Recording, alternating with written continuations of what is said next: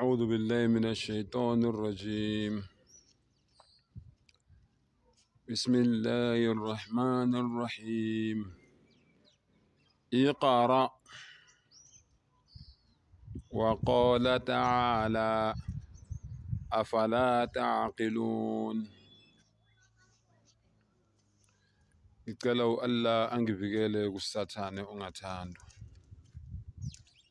Egameni lika-Allah onomusa onesihawu. Ma-Afrika,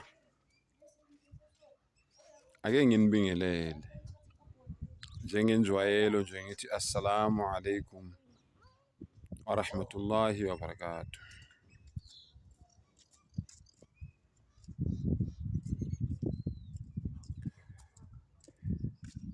Ukuthula kube kini nani nonke, nomusa nezibusiso zikaMdali zibe nani.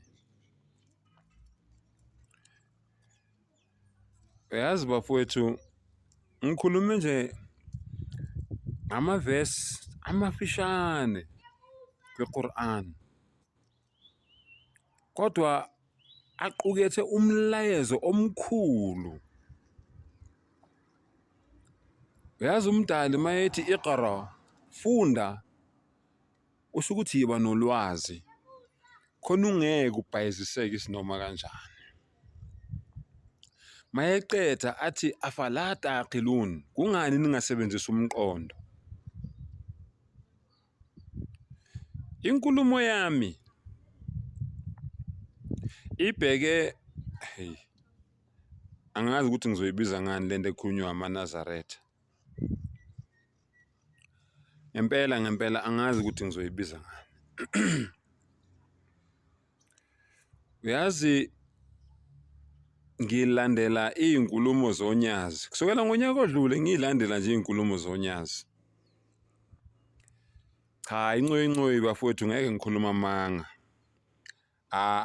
Ayidumile kakhulu futhi ayivamile ukuba kakhulu ey'nkundleni zokuxhumana, kodwa unyazi yilona olubhebhethekiswa komoya. Manje uma ngabe ngilokhu ngiyilandela le y'nkulumo zamaNazaretha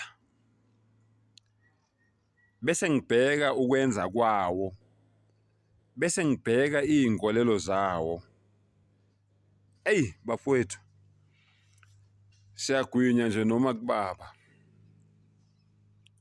Kodwa-ke asingenziwa iyiphukuphuku size sibone.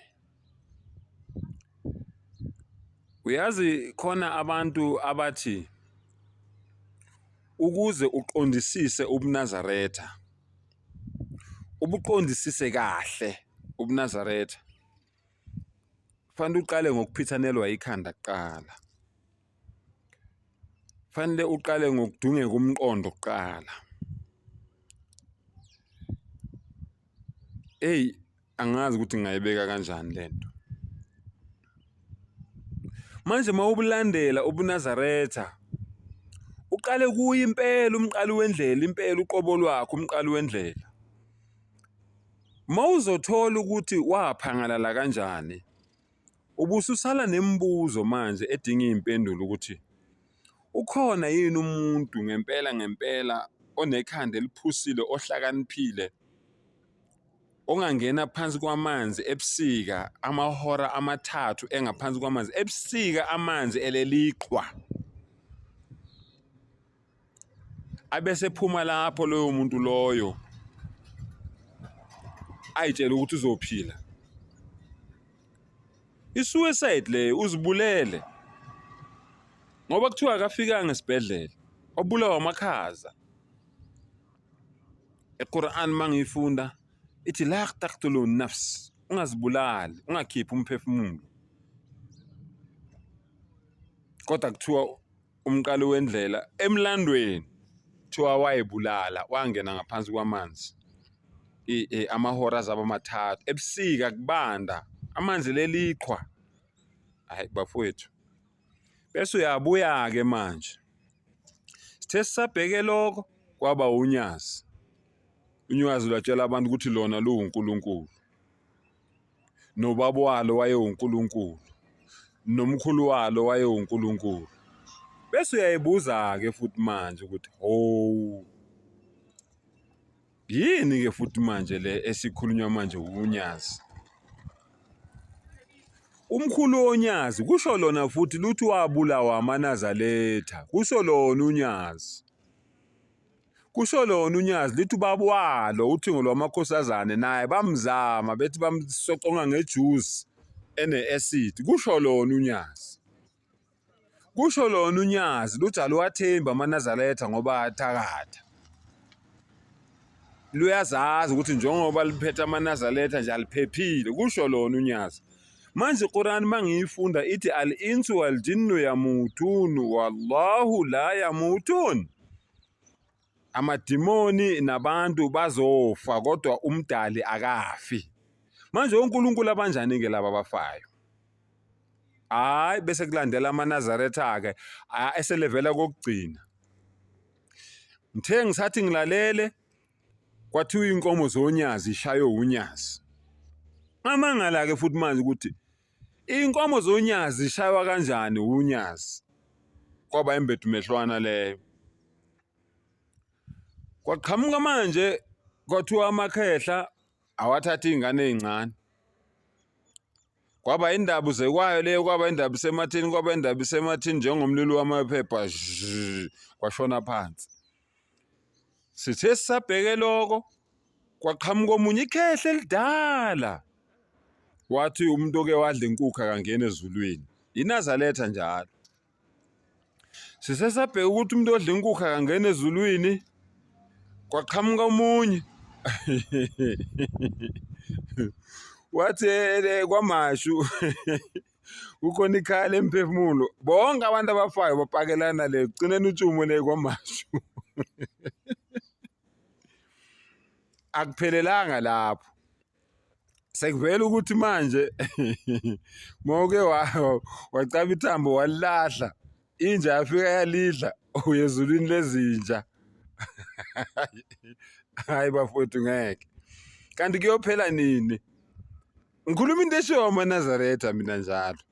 Angithi angangeni kumapitikoti izinto ezibhedayo ezibolile ezenziwa amaNazaretha. Angangeni lapho futhi ngeke ngize ngingene. Ngikhuluma nje imsangano nje kukhulunywa amaNazaretha. Sithe salalele lokho kwabaqhamuka omunye futhi naye wathi uShembe wayevusa abantu abafile. Kodwa yena self wafa. Abazali bakhe akazange akhona ukubavusa, kodwa uyakwazi ukuvusa abantu abafile. Hayi angazi ke manje kuthiwa ithambo kufanele uligeze ngensipho. Uma uqeda ukudla ugeze ithambo ngensipho. Amanzi anensipho ngoba inja mayike yalidla wena usuyophila esiswini senja. Kodwa niyazizwa yini ukuthi nithini? Sengiyabakholwa-ke laba bathi ngempela mawufuna ukuba yiNazaretha lomqini eliqinile kufanele ulahlekelwe umqondo kuqala, uphithanelwe ingqondo, ugule ngokwekhanda udinga udokotela wengqondo. Hayi mina sengiyabavumela-ke laba abasho njalo. Akusho mina kusho abantu. Hayi sengiyabavumela ngoba yinina enenza ukuthi ngibavumele. Yabona nje ukuthi nivume ukuthi unyazi luNkulunkulu. Nibe nimbona umuntu phambi kwenu ezelwe phambi kwenu ebuya esikolweni phambi kwenu, umuntu odlayo namapassport ogibela indiza ogibela imoto ogqoka izicathulo phambi kwenu. Hayi bafowethu mina ngigeza izandla. Hayi ishiye Shandu, owakho umdala usekusizile wakuvula umqondo, wakuhlakaniphisa ukuthi ubone mangabe kudlalwa ngawe. Sengathi umdali nani-ke emaNazaretha nonke anganivula ingqondo nibone ukuthi ayikho lento yalenkolo yenu, kudlalwa ngani nekwanina nidlala ngabantu. Lento lezi enizikhulumayo into ezingekho nani niyazi, nihlekisa ngabantu nje einkundleni zokuxhumana ukuthi ningaze nikhuluma into ezinjalo. Ngibongeke bafowethu sengihembe.